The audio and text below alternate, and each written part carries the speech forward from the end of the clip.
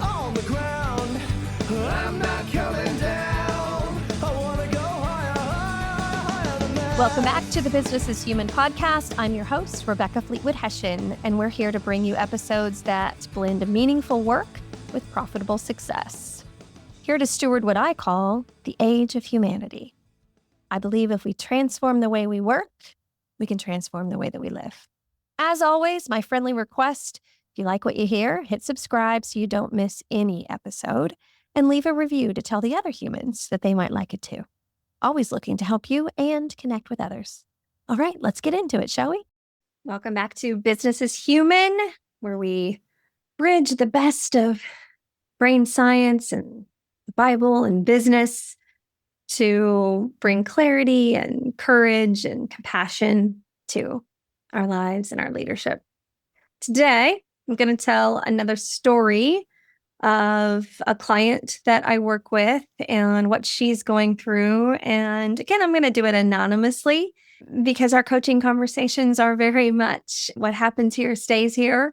But there are lessons that we can all learn. And so we want to be able to share those with you here on the podcast. So this particular client has been making moves in a really beautiful way.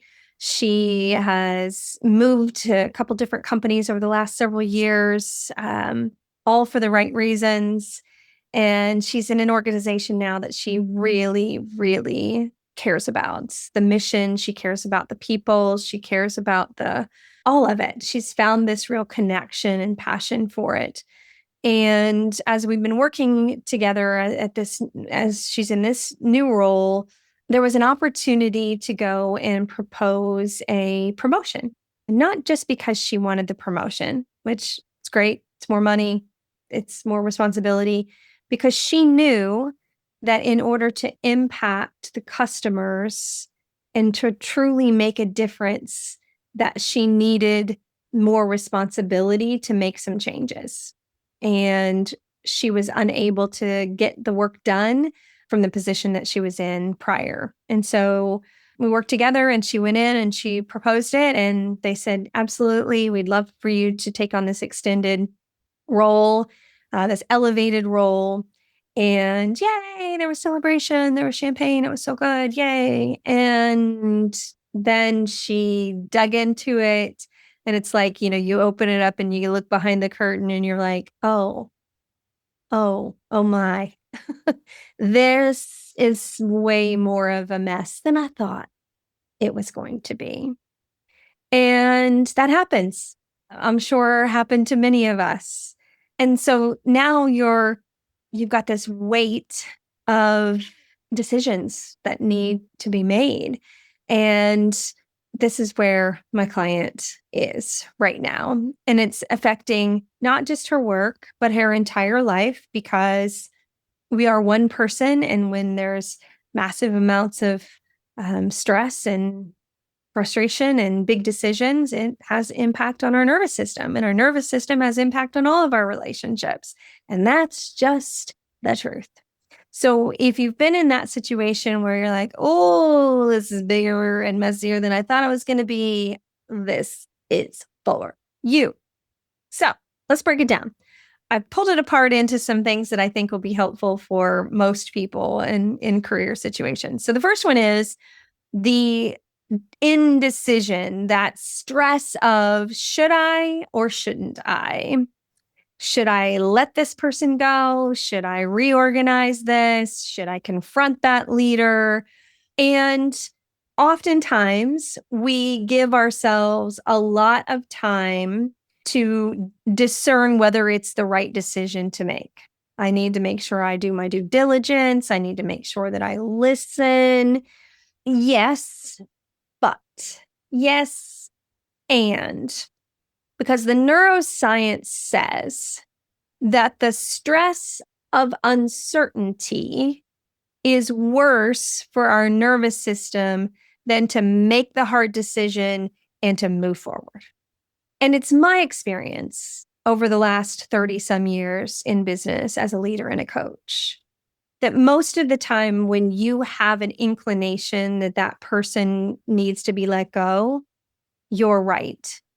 but then we move around looking for reasons that we hope we're wrong because nobody really wants to have that conversation. And it's hard. And so we look for reasons to make sure we're right because we don't want to make the wrong decision because this is somebody's life. But I can promise you that the person that needs to be let go is going to be better off in a position where they can be successful. And so nobody's really winning by taking too much time to make that decision. Your body perceives that time of limbo of should I or shouldn't I as danger. It's like standing in the middle of a busy street and cars are buzzing by and you're not sure which way to go.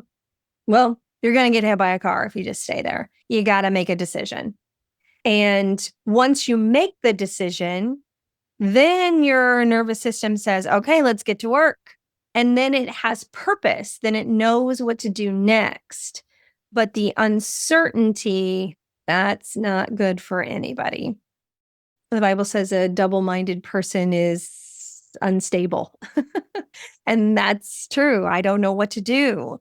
When we stay stuck in indecision, that's instability for you and the team. So yes, do your due diligence, but at some point, the most loving thing that you can do for yourself, for your team, for that person, your customers, is to make the call and move forward.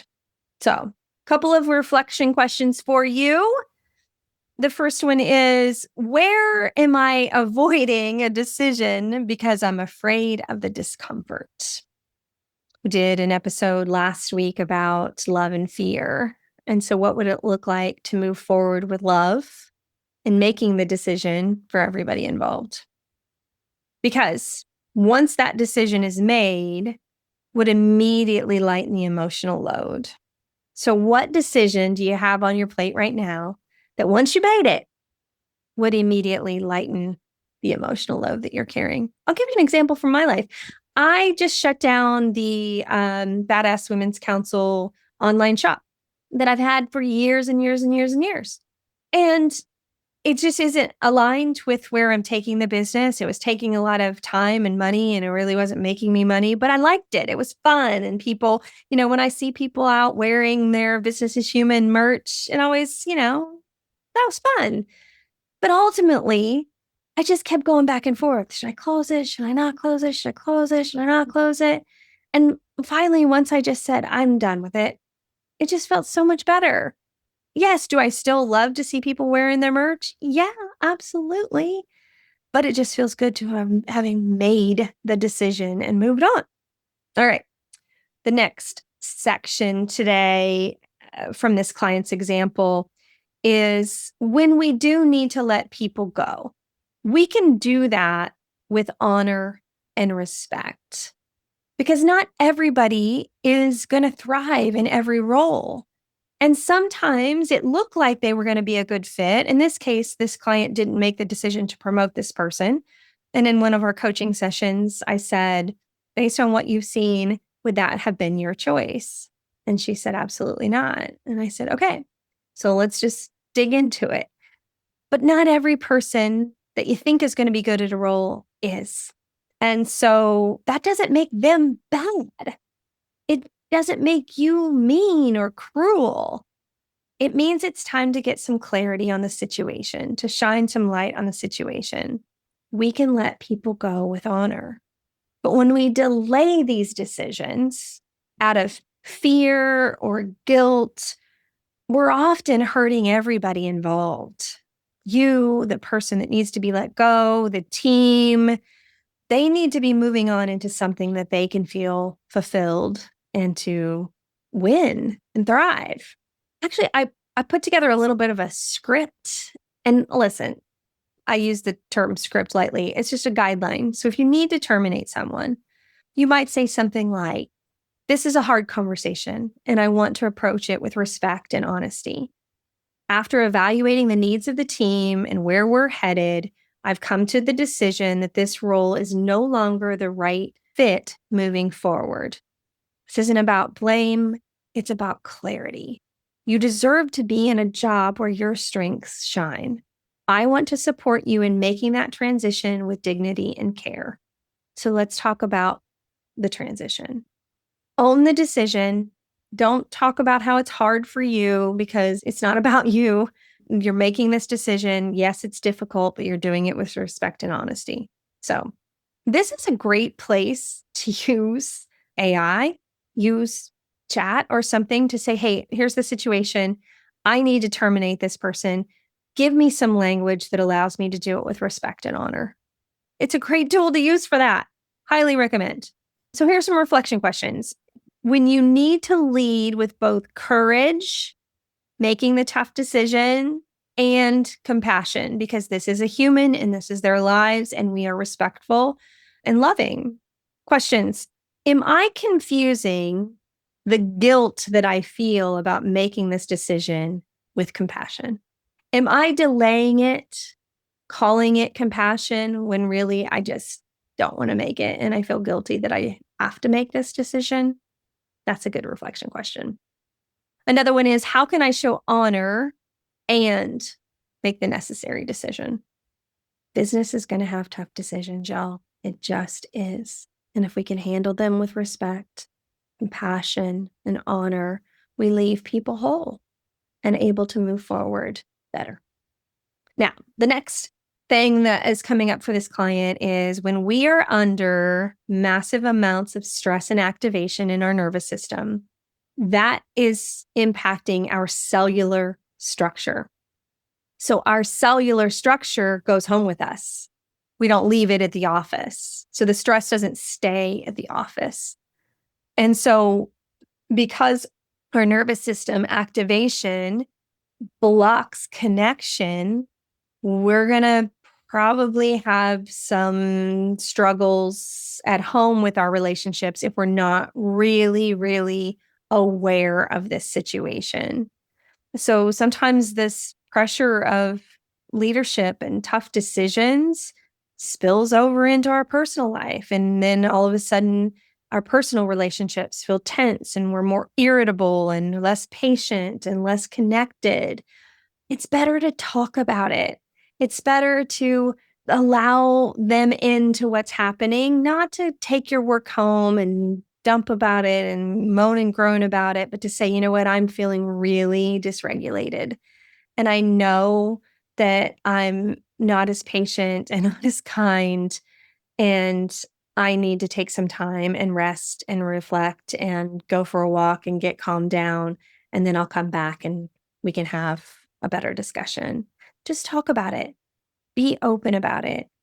Because it's not that you're being short and frustrated with that person because you don't care. It's because your nervous system is overloaded. And when that happens, your body just naturally goes into this survival mode and it's harder to connect. So just name it and then do what you need to do to regulate your nervous system in these times of high stress and big decisions. So one of the things that's counterintuitive is when we're under a lot of stress, we go into that work harder, just get through it mode. And we don't take as many breaks. We do away with our regular morning routine. We do away with the things that we need even more in these times of high stress. And then it just crashes. And so when you know you're under a big stressful situation, that's when you need to double down on your regulation activities, morning stillness, going for a walk, taking breaks, breathing, moving your body, eating healthy, all the things. That's when you need to double down on those, not dismiss them. And if there's one thing that I see that people make a mistake on, it's this. Oh, I'm so busy. There's so much going on. I'm not taking my morning walk. Yep, that's going to come back to bite you. Promise. Promise, promise, promise, because your nervous system doesn't lie. It doesn't deal with that. It's going to break down. So rest is required. It's a non-negotiable. So if you want your personal relationships to stay strong and intact and wonderful in the midst of elevated stress and pressure, you're going to have to manage your regulation time. Okay? Reflection. Where is stress keeping you from being present in your relationships? And what kind of rhythms of regulation do you need to restore? It's never a bad idea to restore the rhythms of restoration, ever. Taking time for those things will always pay dividends. Promise. Now, the next area of conversation I had with this client was when she pulled back the curtain and realized it was messy back there. Super, super messy. I said, okay, we're going to treat this as a 90-day sprint. Because if you think about all that needs to be done as an ongoing forever and ever endeavor, that will overwhelm you in big ways. So we're going to say, you know what? Over the next 90 days, what can you say no to so you can go in and do some triage and some immediate relief and help and fixing some things? We looked at the date on the calendar. We're like, okay, so on, I can't remember what the date was, but on October the 2nd, we're going to then pause and say, how did it go? Where are we at? After we've given ourselves a chance to really dig in and make some changes, that way you're honoring your nervous system's need for rest and digest. You're saying, okay, yep, we're going to go hard for the next 90 days. Now, I'm not talking against what I just said about you need to rest and reflect. Each day, your nervous system needs regulated, like always, forever and ever. Amen. And when you're in these times of high stress situations, if you say to yourself, I'm going to stay in this go, go, go for 90 days, it's better on your nervous system to know there's a finish line for this sprint. And then you pause and you go, okay, what went well? What still needs to be fixed? And then you craft your next plan for whatever you need to do for that particular team or that situation.